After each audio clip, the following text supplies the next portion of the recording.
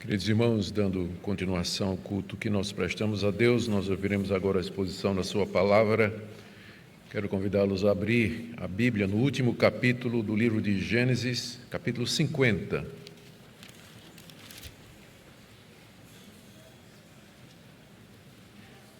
Nós faremos a leitura do verso 1 até o verso 26, todo o capítulo, encerrando assim a nossa série de mensagens no livro de Gênesis.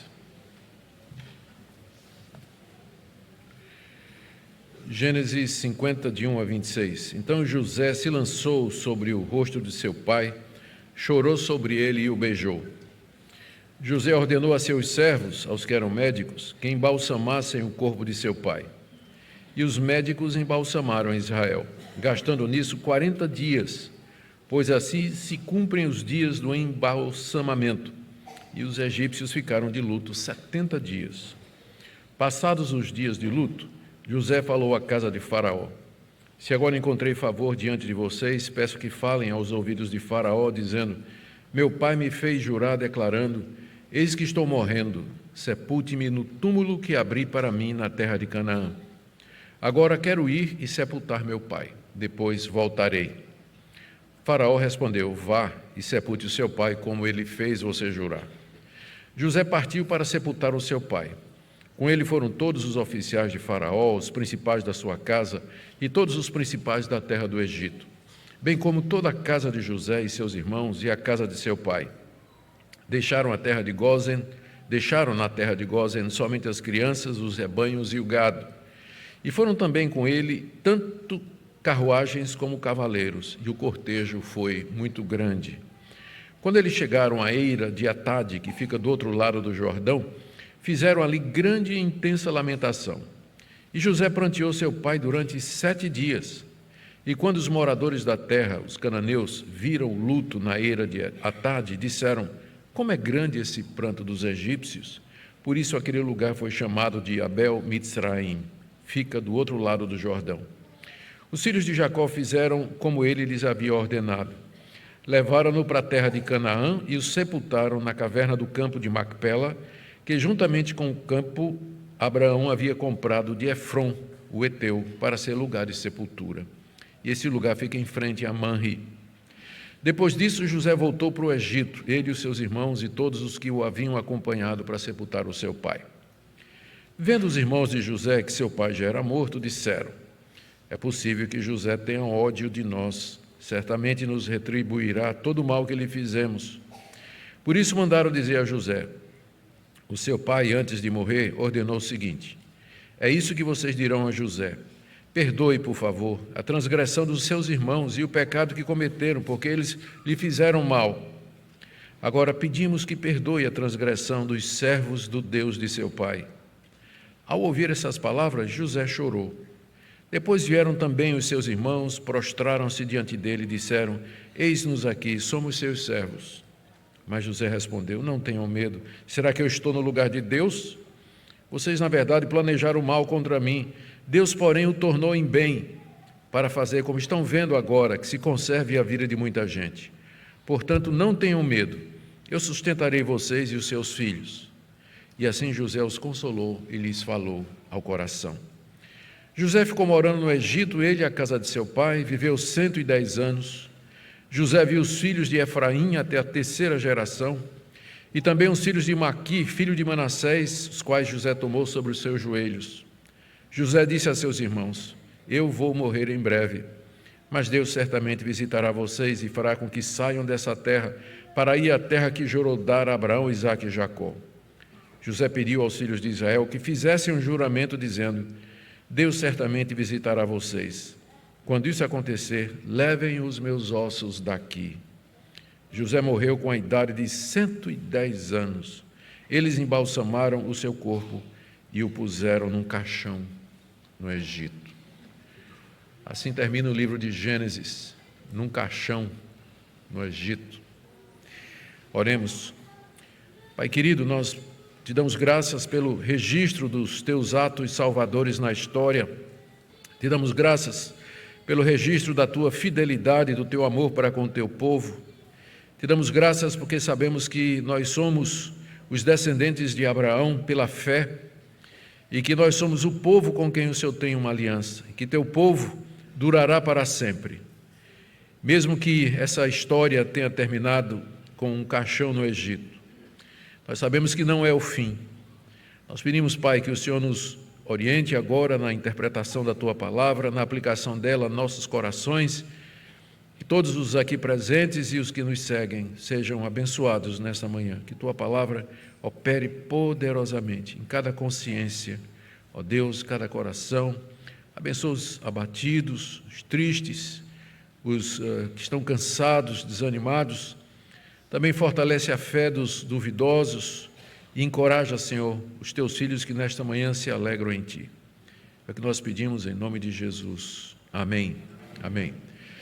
Queridos, hoje nós chegamos ao final do livro de Gênesis. Foram mais de 85 exposições desse livro, que, pelo menos para mim, representou um momento muito importante na minha vida. Eu nunca tinha estudado o livro de Gênesis como eu tive que estudar, e eu sei a bênção que esse livro de fato representa para a Igreja de Cristo e para cada um de nós em particular. O meu desejo é que essas exposições tenham sido de fato uma bênção na vida dos irmãos. O formato delas, essas exposições, elas já estão em livro, já o primeiro volume, a história de antes de Abraão. O segundo volume deve sair ainda esse ano, a história de Abraão, mais um terceiro volume pegando a história de Isaac, Jacó e de José, assim queira Deus. E os que perderam e que desejam acompanhar, está no canal da nossa igreja, toda a série de Gênesis está lá à disposição. Mas hoje nós chegamos ao fim e veremos o fim da era dos patriarcas com o sepultamento de Jacó em Canaã e a morte de José no Egito. A partir daqui, na história bíblica, Deus vai tratar Israel como nação. Até agora tratou com base nos patriarcas, mas a partir de agora ele vai tratar como uma nação composta de 12 tribos descendentes dos filhos de Jacó. Vamos lembrar alguns dos eventos que se passaram antes de nós chegarmos a esse momento aqui que nós acabamos de ler. Jacó, sentindo que estava para morrer, havia convocado seus filhos para receberem as bênçãos finais. E nós vimos aquela lista de bênção e de profecia que ele concedeu aos seus filhos e que estavam organizados de acordo com as mães dos filhos de Jacó. Cada filho recebeu uma bênção específica que avaliava primeiro o seu caráter e, com base nisso, o futuro dos seus descendentes.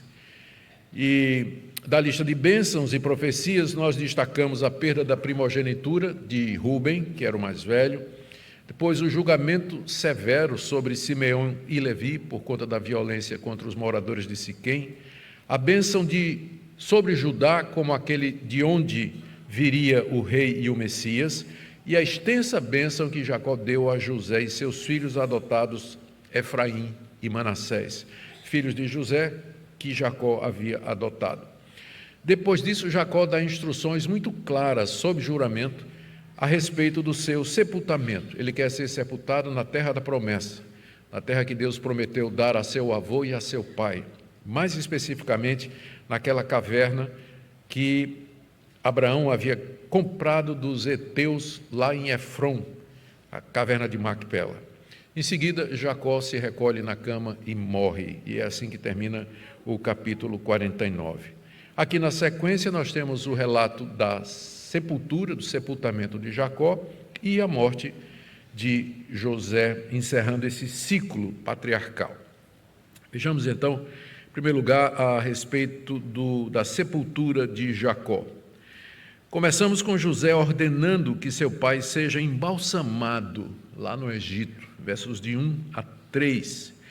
Quando ele viu que seu pai tinha morrido, José, diz o texto aqui, se lança sobre o rosto dele, abraça e chora, o que mostra aquela relação de intimidade, de amor que realmente havia entre Jacó e José. Ele chora copiosamente pelo seu pai, nos diz aí o verso 1. Em seguida, ele manda que o seu pai seja embalsamado. Ele era o governador do Egito, tinha toda a autoridade. E o embalsamamento não era costume dos israelitas, o sepultamento sim. Mas eles estavam no Egito, Jacó tinha pedido para ser enterrado em Canaã, eram 400 quilômetros de viagem, várias semanas de viagem, o corpo tinha de ser embalsamado para que pudesse chegar, sem estar decomposto, lá na caverna de Macpela. Então José ordena o embalsamamento do seu pai. Esse procedimento Jacó, nós lemos aqui, José disse que é para ser feito pelos médicos que estavam a seu serviço, como um alto dignitário lá do Egito, um alto oficial, uma pessoa de autoridade. José tinha médicos à sua disposição e é a eles que ele dá a tarefa de embalsamar o seu pai. Aqui é interessante porque esse embalsamamento, que era comum no Egito, era feito geralmente pelos sacerdotes, adoradores dos deuses. Mas aqui José não deixa os sacerdotes embalsamarem seu pai, pede aos médicos para fazer isso, provavelmente para respeitar a fé do velho patriarca, que é respeitar a fé de Jacó no único Deus verdadeiro. Apenas para nosso conhecimento, porque diz o texto que levava 40 dias para embalsamar um corpo, deixe-me falar como é que essa prática era feita. O objetivo era preparar, no Egito, o objetivo era preparar o corpo do falecido para a vida depois da morte. Os egípcios acreditavam nisso também. E eles pensavam que a alma da pessoa continuaria a existir no além-túmulo. E o processo do embalsamamento tinha várias etapas, por isso que durava 40 dias. Primeiro, e aí quem tem estômago fraco se segure, a primeira etapa era a remoção dos órgãos internos, exceto o coração, porque era considerado o centro da consciência e da vida. Os órgãos, então, que eram arrancados pela boca e por orifícios feitos no estômago, eram colocados em vasos chamados canopos, e o cérebro era removido através do nariz usando um gancho de metal. Então, o cérebro era puxado assim. Depois que o corpo tinha sido desembuchado, por assim dizer, ele era então totalmente limpo e desidratado com natrão. Eu não conhecia, mas é uma espécie de sal, natrão. E era aplicado externamente e também inserido nas cavidades do corpo para acelerar o processo de secagem. Aqui está o segredo. Era o natrão que fazia com que o corpo ficasse ressecado e não entrasse no processo de decomposição. Então, todo esse processo, a imersão no natrão, depois de tirar os órgãos, tudo levava 40 dias. Depois disso, o corpo era lavado novamente e aí ele era envolvido em linho perfumado e virava múmia. E então era guardado num caixão chamado sarcófago. E o efeito era tão bom, era um processo tão eficiente que até o dia de hoje a gente tem múmias de milhares de anos, mostrando como era eficiente esse processo. A cabeça e as mãos eram cobertas com máscaras mortuárias e o corpo, então, era colocado num caixão, que nós chamamos de sarcófago. Agora, imagine, foi isso que foi feito com o patriarca Jacó. Isso aconteceu com ele, segundo a prática dos egípcios. Lemos que os egípcios ficaram de luto por Jacó 70 dias, está aí no final do verso 3, chorando e lamentando. Esses 70 dias provavelmente devem ser contados da seguinte maneira: os 40 dias de embalsamamento e os 30 dias que eram geralmente usados para a lamentação. Então, no total, nós temos aí 70 dias de choro. Então, isso aqui são os preparativos. Agora, nós vamos ler na segunda parte do registro a respeito do cortejo fúnebre, porque o corpo estava preparado agora, mas agora era preciso levá-lo, na verdade, para o norte, Era preciso sair do Egito e levar lá, subir para Canaã, para o local que Jacó havia desejado. E José, então, se prepara para cumprir o que havia prometido a seu pai. Ele queria sepultá-lo lá em Canaã. Primeiro, ele precisa obter permissão do faraó, que era uma longa viagem. Ele era o segundo no Egito, não era o primeiro.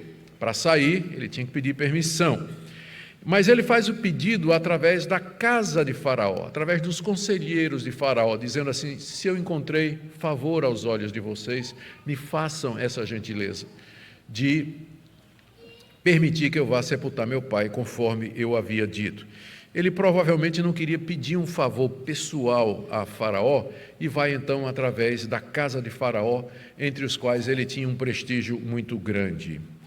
E ele menciona o juramento que fez a seu pai, e muito importante, ele diz aí que voltará o mais breve possível, para não dar ideia de que ele ia aproveitar aquele momento. Lembram que ele chegou lá no Egito como escravo, não é?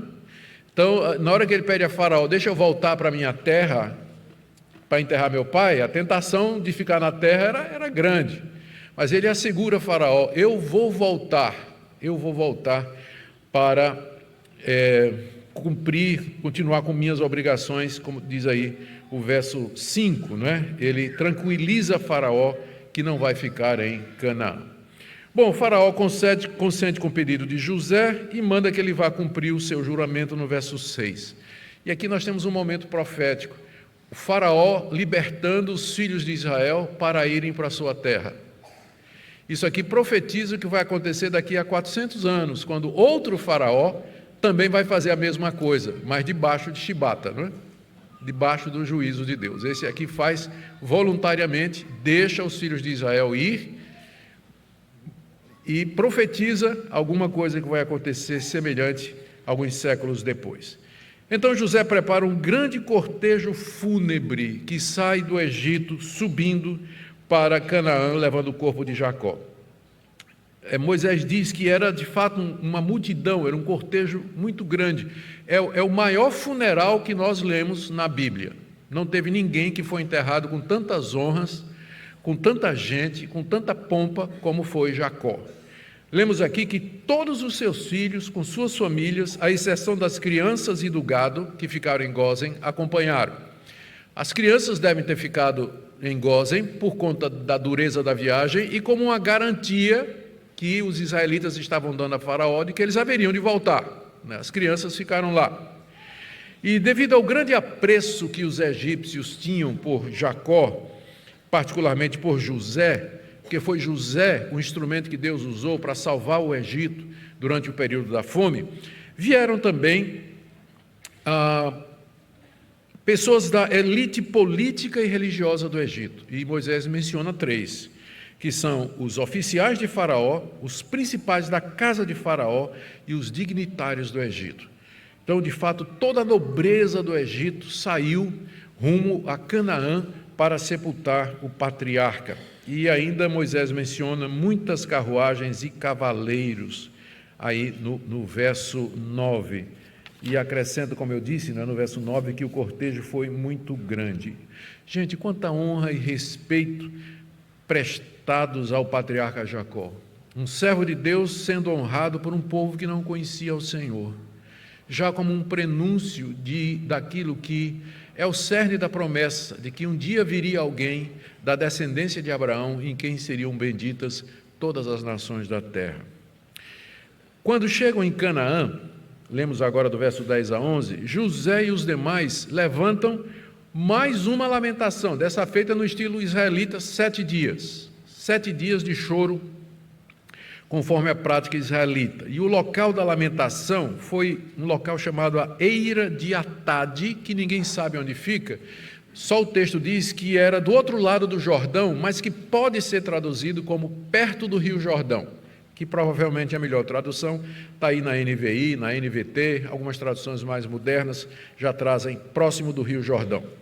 E Moisés explica que o lugar veio a se chamar, por que é que o local veio a se chamar Abel Mitzraim, o pranto dos egípcios, que era provavelmente o nome pelo qual esse local era conhecido na época que Moisés estava dando essa história aos israelitas.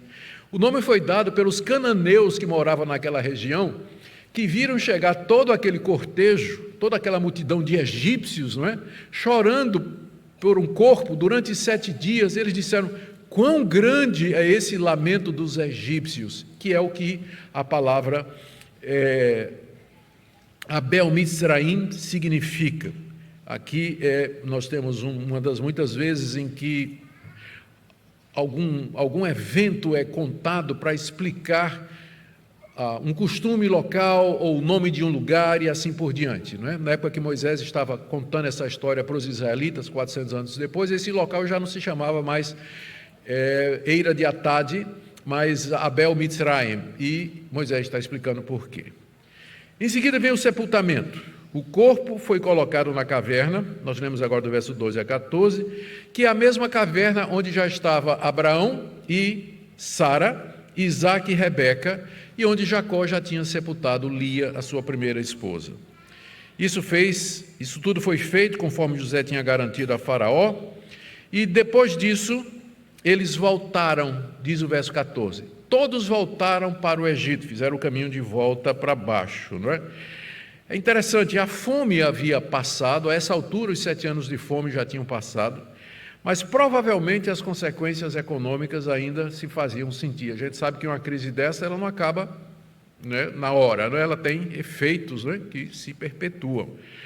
Então a fome ainda, os efeitos da fome ainda ainda se faziam sentir em todo o Antigo Oriente, e aqui eu penso que essa é a razão principal porque eles voltaram, não é? Que eles entenderam que o tempo do juízo de Deus anunciado a Abraão sobre os moradores de Canaã ainda não havia chegado. Alguns anos antes, Deus tinha aparecido a Abraão e disse a Abraão o seguinte, você pode ver em Gênesis 15, de 13 a 16, fique sabendo, Abraão, com certeza que a sua posteridade será peregrina em terra alheia. É uma profecia disso que nós estamos vendo aqui, que os descendentes de Abraão foram peregrinar no Egito. Será reduzida a escravidão, isso ainda não aconteceu. Eles ainda moravam em Gósen, era um povo privilegiado por conta da influência de José. E será afligida durante 400 anos, ou então seria dali a 400 anos que a promessa se cumpriria. Na 4ª geração, ou seja, daqui a 400 anos, os teus descendentes voltarão para cá, para Canaã, porque a medida da iniquidade dos amorreus ainda não se encheu. Ou seja, a vinda dos israelitas, dos descendentes de Abraão, 400 anos depois que Deus disse isso a Abraão, representaria 2 coisas. Primeiro, o cumprimento da promessa de Deus, de que ele daria a terra, e segundo, o juízo de Deus sobre os moradores de Canaã. Porque quando os israelitas chegaram para ocupar a terra já estava ocupada pelos amorreus. Só que agora estava na hora dos amorreus serem castigados. Depois de mais de 400 anos de iniquidade, de violência, imoralidade, idolatria, rejeição à revelação de Deus, Deus iria usar Israel como instrumento da sua justiça sobre os amorreus. Mas agora, quando ele falou com Abraão, a medida do pecado dos amorreus não estava cheia. Quer dizer que Deus vai esperando, né? Deus vai esperando. Os pecados vão sendo feitos, vão sendo cometidos, a medida está enchendo. Então chega uma hora que Deus diz, é agora. E o juízo de Deus vem. Mas essa hora não tinha chegado ainda. José entendeu isso, por isso que ele não ficou em Canaã e não promoveu a invasão de Canaã. Ele simplesmente, porque ele era o governador do Egito, né? Ele podia ter feito isso naquela hora. Tinha todo o poderio militar à sua disposição, ele poderia ter feito. Mas ele entendeu que ainda não era o momento que Deus havia profetizado a Abraão. E aí então ele volta com seus irmãos para o Egito. E é nessa ocasião, 15 a 21, que nós lemos, quando eles voltam, um episódio que talvez seja a chave para nós entendermos toda a história de José, que é a parte final da história dos patriarcas. Os irmãos de José pedem perdão a ele, do verso 15 a 21, provavelmente já de volta ao Egito. A motivação é que os irmãos pensaram que José, uma vez que papai morreu,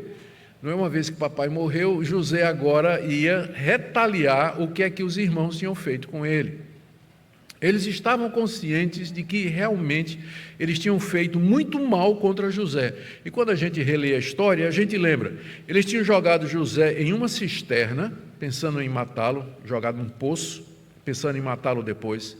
Ignoraram por completo os gritos de José lá no fundo do poço, para que fosse tirado de lá, para que não fosse morto, e finalmente a resolução de vendê-lo como escravo para ganhar algum dinheiro a mercadores midianitas que estavam indo para o Egito. Foi de fato uma grande maldade que eles fizeram com José, movidos pela inveja que eles tinham de José.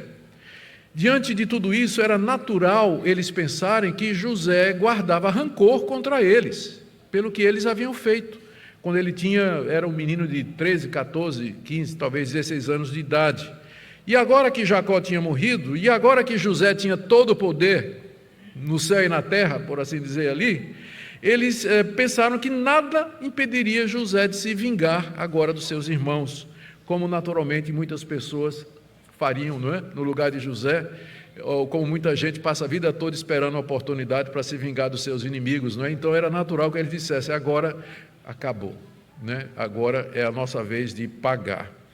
Então, o que é que seus irmãos fazem? Eles mandam um recado a José, capítulo 50, verso 16 a 17, provavelmente por conta do sentimento de culpa, né, que os impedia de ir primeiro pessoalmente falar com ele.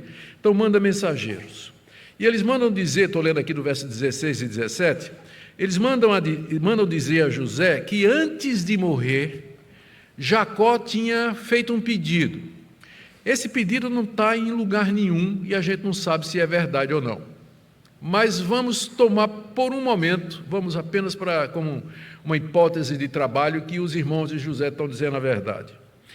O recado de Jacó teria sido esse: que José perdoasse a maldade de seus irmãos que o haviam maltratado. Então os irmãos de José se reuniram e disseram: nós vamos agora ser mortos por José, mas vamos fazer o seguinte, vamos lembrar a José alguma coisa que papai tinha pedido para ele e que disse que a gente dissesse a ele depois que ele morresse. Mas não vamos falar diretamente não é porque a gente está se sentindo culpado. Vamos ver, vamos sentir como é que José vai reagir. Vamos mandar mensageiros. E os mensageiros vieram e disseram: nós trazemos uma mensagem dos seus irmãos. Os seus irmãos mandaram dizer o seguinte: que papai, seu pai, antes de morrer, mandou pedir que o Senhor perdoasse toda a maldade que eles fizeram contra o Senhor. Esse é o pedido que seus irmãos estão fazendo. E de fato, aqui no verso 16, fala-se de transgressão, pecado e mal. 3 palavras que os mensageiros usaram, palavras que os irmãos mandaram dizer para se referir àquilo que eles tinham feito, não é? E eles disseram agora, em seguida, eles se apresentam, um pouco antes disso, né? Eles se apresentam como servos do pai de José. Veja aí o verso 17, isso aqui é importante. É isso que vocês dirão a José: perdoe, por favor, a transgressão dos seus irmãos, o pecado que cometeram, porque fizeram mal. Agora pedimos que perdoe a transgressão dos servos do Deus de seu pai. Ao ouvir essas palavras, José chorou. Ao se apresentar como servos do Deus do pai de José, eles queriam dizer o seguinte: nós somos servos de Yahweh, que é o Deus de Jacó, o Deus dos patriarcas, e o teu Deus, José. É o Deus com quem nós temos uma aliança, que tem uma aliança para conosco. E nós somos descendentes dos patriarcas. Se você nos exterminar, você vai exterminar a linhagem escolhida, a linhagem santa. Então lembra que nós somos aqueles filhos de Isaac, de Abraão e de Isaac, e Jacó, né, que acabou de morrer, o Deus da aliança. Não extermine a santa semente que somos nós. E quando diz aí o texto, né, quando José ouviu essas palavras, ele começou a chorar. Porque era a primeira vez que os seus irmãos tinham pedido perdão. Até agora na história eles nunca pediram, mas é a primeira vez que os irmãos vieram pedir perdão. É verdade que a motivação não era a melhor, não é? Eles estavam com medo de morrer. Mas é melhor isso do que nada. E às vezes o medo é um incentivo poderoso para que as pessoas façam a verdade e façam o certo, né? Tem gente que acha que não, é melhor a pessoa se converter por amor a Jesus do que por medo de ir para o inferno. Eu digo, é melhor se converter de qualquer jeito. Se vai se converter por medo de ir para o inferno, que se converta, né? O ideal seria que se convertesse por amor a Deus e a Jesus, mas se essa motivação não alcança o seu coração, pense nisso, pense no juízo, pense no sofrimento eterno, pense no castigo que Deus preparou para fazer sofrer eternamente aqueles ímpios que desprezam a sua palavra. Então, se você não vai por amor a Jesus, vá por medo do juízo. E é o caso aqui dos irmãos de Jacó, os irmãos de José. Eles, com medo de serem mortos, eles fazem o que eles já deveriam ter feito há bastante tempo, pedido perdão. E aí, ao fazer isso, o seu irmão chora, não é? Chora de quebrantamento, de gozo, de alegria, de ver que realmente tudo isso havia produzido essa atitude no coração dos seus irmãos. E aí, agora sim, no verso 18, os irmãos se chegam diante de José e dizem: nós somos os seus escravos. Percebem a ironia? Alguns anos antes eles tinham vendido José como escravo, e agora eles chegam diante de José e dizem: nós somos os seus escravos. Como Deus reverteu a história completamente. É a quarta vez que isso acontece no relato da história de Moisés, não é, contando a história de José, e que se refere a cumprimento daquele sonho profético do Zezinho sonhador, não é? De que os feixes de trigo de seus irmãos se curvavam diante do feixe de trigo dele. Estes sonhos, junto com a túnica especial, tinham sido a causa da inveja dos irmãos contra ele, daquele ódio nutrido.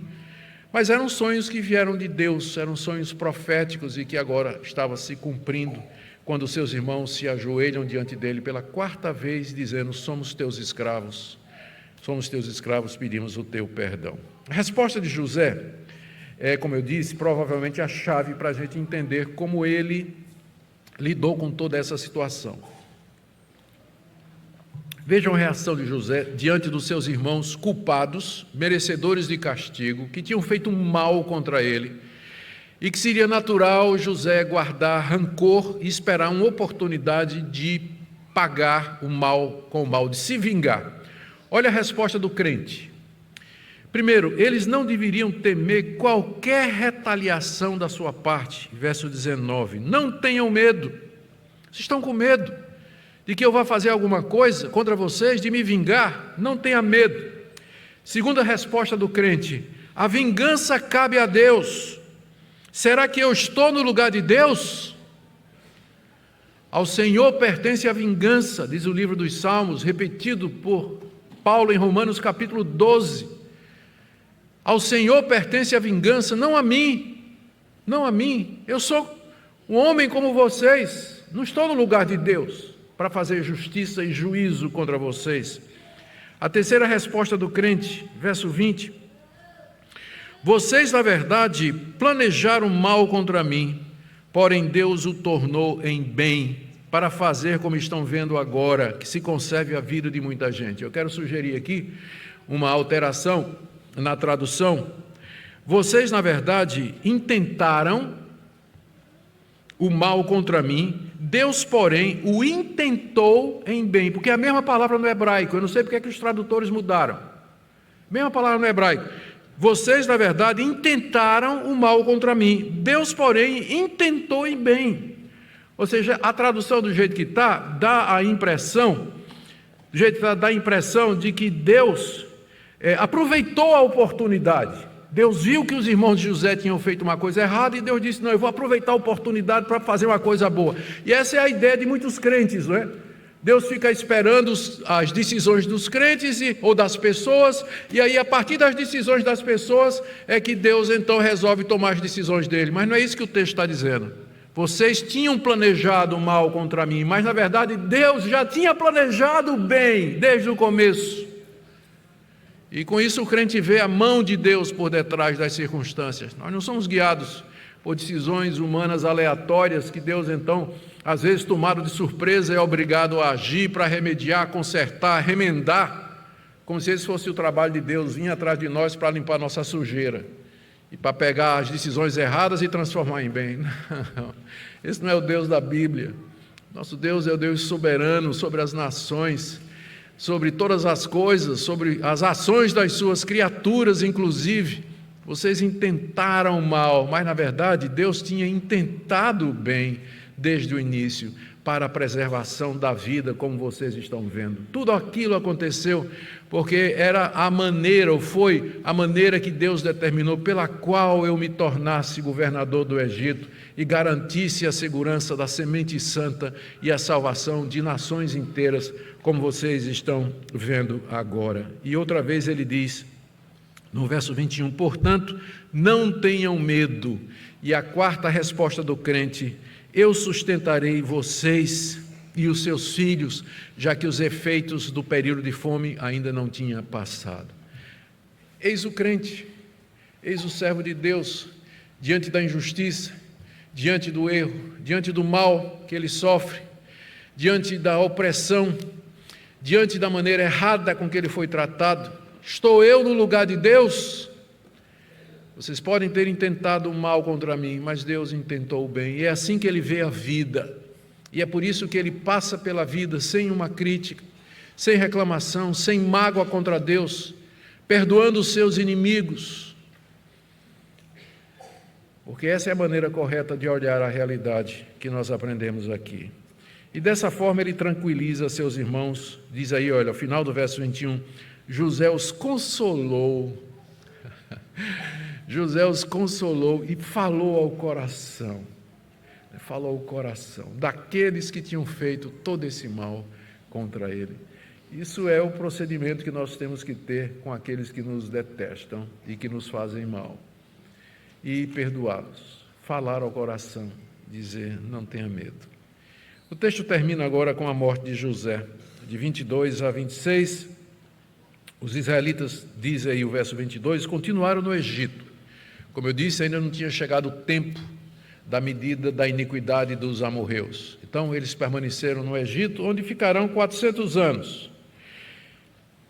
José morre aos 110 anos, mais de 60 anos depois de Jacó ter morrido. É a vez de José. Diz aí no verso 23 que ele chegou a ver os seus tataranetos da parte de Efraim e seus bisnetos da parte de Manassés, verso 23. E conforme Jacó havia dito, José tomou esses bisnetos e netos como filhos seus, e é o que significa que os tomou sobre o joelho, não é? No verso 23 já vimos essa expressão antes. E sentindo que estava na hora, agora chegou a hora dele, José, morrer, ele dá instrução aos seus irmãos. Provavelmente ele sendo o mais novo, à exceção de Benjamim, seus irmãos já deviam ter morrido, não é mais assim os filhos, a geração que veio dos seus irmãos. Ele chama os descendentes dos seus irmãos, ou as tribos que tinham descendido deles, e dá instruções com relação ao futuro.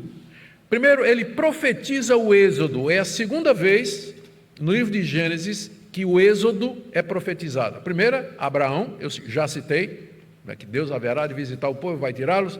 E agora José profetiza, verso 24. Ele diz assim, José disse a seus irmãos, eu vou morrer em breve, mas Deus certamente visitará vocês. Deus certamente virá aqui até vocês, aqui na terra do Egito, e fará com que vocês saiam dessa terra, nessa terra em que vocês estão confortavelmente instalados por enquanto, porque ainda tinha escravidão, né, profetizada por Abraão. Deus fará com que vocês saiam dessa terra e vocês voltem para a terra que ele jurou dar a Abraão, Isaque e Jacó. Primeira vez no livro de Gênesis que aparece o nome dos três patriarcas juntos. Abraão, Isaque e Jacó. Deus vai fazer vocês voltarem para a terra que ele prometeu aos patriarcas Abraão, Isaque e Jacó. E ele então pediu aos filhos de Israel que fizesse um juramento. E esse juramento é mencionado lá na carta aos Hebreus. Carta aos Hebreus, quando o autor diz assim que José, pela fé, profetizou acerca da saída dos filhos de Israel do Egito e a respeito dos seus ossos. Hebreus 11, 22. José pediu aos filhos de Israel, verso 25, que fizessem um juramento dizendo, Deus certamente visitará vocês, quando isso acontecer, levem os meus ossos daqui.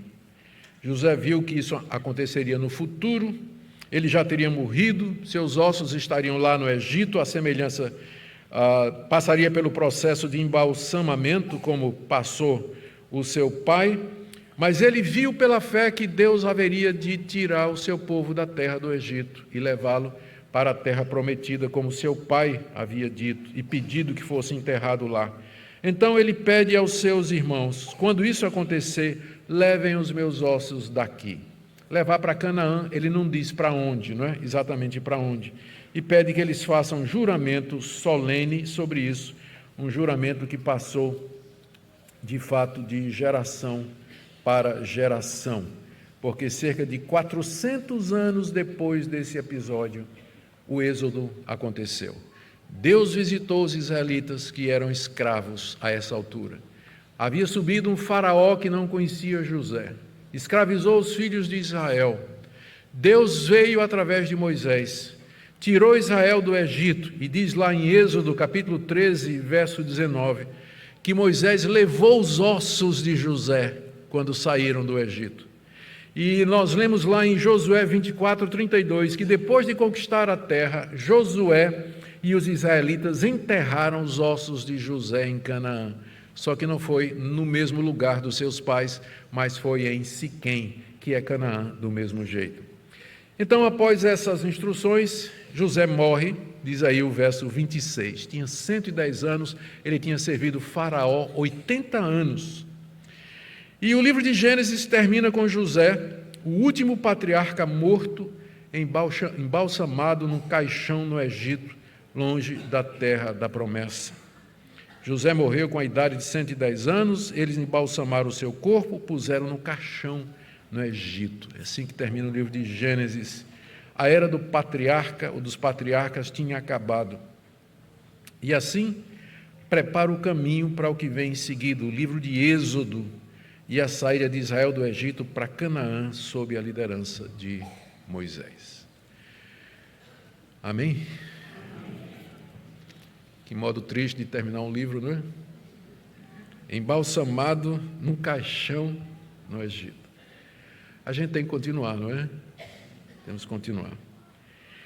Queridos, eu quero terminar com algumas aplicações aqui. O que Moisés queria ensinar aos israelitas com esse relato? Lembrem que os israelitas, sob a liderança de Moisés, já tinham saído do Egito quando Gênesis foi escrito. E as promessas tinham se cumprido, 400 anos tinham passado. Deus visitou o seu povo, Deus os libertou, e agora eles estavam prestes a entrar na terra prometida, mas tinha um sarcófago com eles. E toda uma geração que não sabia o que era aquele sarcófago, não é? E então Moisés explica: isso aqui são os ossos de José, que nos fez prometer que nós os traríamos para serem sepultados na terra que a gente vai conquistar aqui. E, de fato, isso foi feito por Josué. A segunda razão que eu vejo pela qual Moisés contou essa história era para renovar a profecia do Êxodo e como ela havia se cumprido. É como se ele dissesse aos israelitas: vocês estão vendo essa terra que está aqui, depois do outro lado do rio? Essa terra é nossa. Ela foi profetizada por Abraão e foi profetizada por José, de que Deus nos visitaria e nos traria para cá. E isso de fato aconteceu. Vocês viram como isso aconteceu? Como eu tirei vocês da terra do Egito e vocês agora vão entrar. Confiem em Deus, confiem nas promessas de Deus. Tudo o que Ele fala é verdadeiro e se cumpre. E também a razão pela qual Deus estava tratando Israel como uma nação. Não tinha mais patriarcas, a era dos patriarcas havia terminado.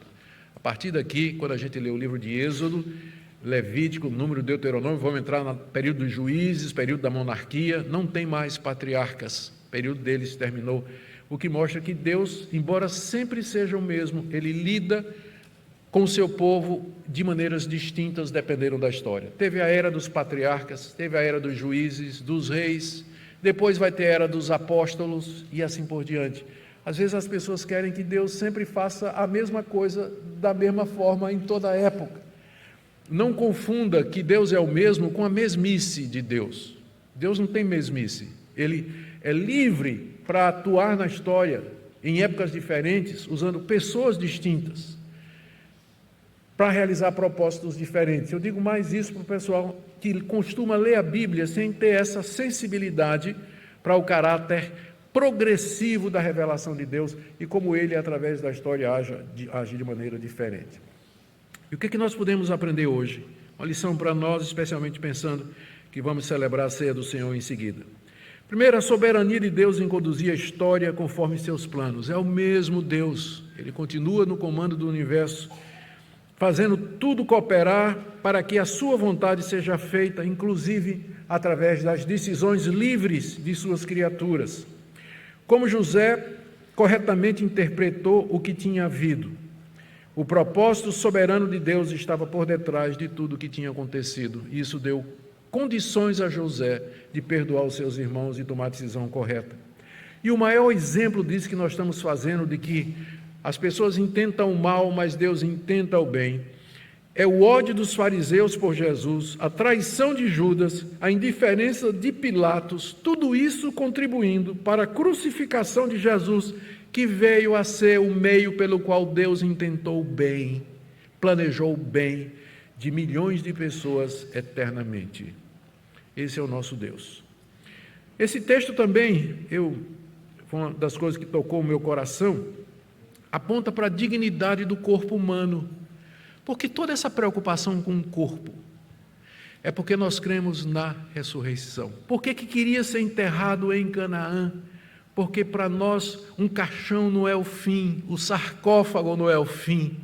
Ser envolvido em panos de linho e sepultado numa caverna de Macpela não é o fim. Tudo isso clama por uma resolução, e a resolução nós celebramos hoje, a ressurreição dos mortos mediante Jesus Cristo. Nós estamos aqui porque cremos nisso, e é isso que nós vamos celebrar aqui. A morte dele pelos nossos pecados e a sua ressurreição, porque isso aqui não marca o final da história, mas na verdade aponta para a sua consumação. Por isso que nós damos tanta importância ao nosso corpo. Nós não pensamos que somos espíritos desencarnados, mas o nosso corpo tem valor, tem dignidade. Daí todo esse cuidado, os ritos funerários, a cerimônia fúnebre, a encomendar o corpo, a alma a Deus na hora do sepultamento, claro, né? Já está decidido antes da morte. Na hora que a pessoa morre não há mais o que fazer, mas eu digo, Senhor, nós cometemos esse corpo como uma semente à terra, sabendo que um dia ela haverá de brotar na vinda do Senhor Jesus. E é por isso que nós morremos como vivemos, em fé, como Jacó e como José, de que Deus vai cumprir a sua promessa. E outra coisa também que me falou o coração, a realidade da morte. A gente viu falar muito aqui em lamentação, né? 70 dias, 40 dias, 7 dias. A realidade da morte nos deveria levar a lastimar e chorar os nossos pecados, que são a causa da dor e do sofrimento no mundo. Por que as pessoas sofrem? Por que existe a morte? É por causa dos nossos pecados. É porque nós somos uma raça marcada pelo pecado, por isso que diante da morte nós lamentamos, nós choramos o paraíso perdido, a distância de Deus, o afastamento do Senhor, a dor e o sofrimento, aquele momento final em que vamos nos despedir dessa vida aqui. Tudo isso nós lamentamos e choramos, mas é o resultado do que foi dito: no dia em que dele comeres, certamente morrerás. E o salário do pecado é a morte. E por último, vivemos e morremos no aguardo da promessa da visitação final de Deus. Foi o que José disse: Deus haverá de visitar vocês, e vai tirar vocês dessa terra, e vai levar vocês para a terra da promessa. E é isso que nós aguardamos, a visitação de Deus, quando Ele vier em glória, em Cristo, para nos ressuscitar. O livro termina com a história inacabada. Jacó sepultado em Canaã e José embalsamado no Egito. Mas não termina aqui, porque tudo isso aponta para a ressurreição dos mortos. Ela já começou. Cristo já ressuscitou, Ele é o primeiro, depois é a nossa vez. E nós subiremos ao lado de José e de Jacó para o encontro do Senhor nos ares naquele dia. Amém? Vamos ficar em pé, queridos, e nós vamos orar. O coral canta antes da ceia. E já quero convidar o pastor Cláudio a vir à frente para preparar a celebração da ceia do Senhor.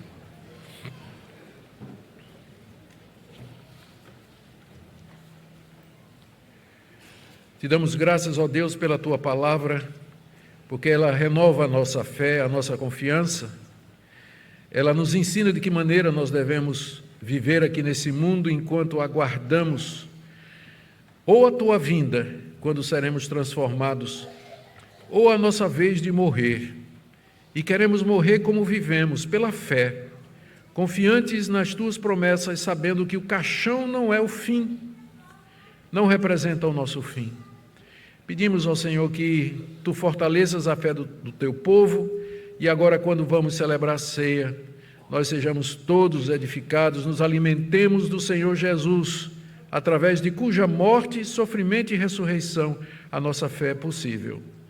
Abençoa, Senhor Deus, alguém que esteja aqui nessa manhã que ainda não creu, que a Tua palavra, pelo poder do Espírito, abra o entendimento, o coração, derrubando as barreiras, as dúvidas.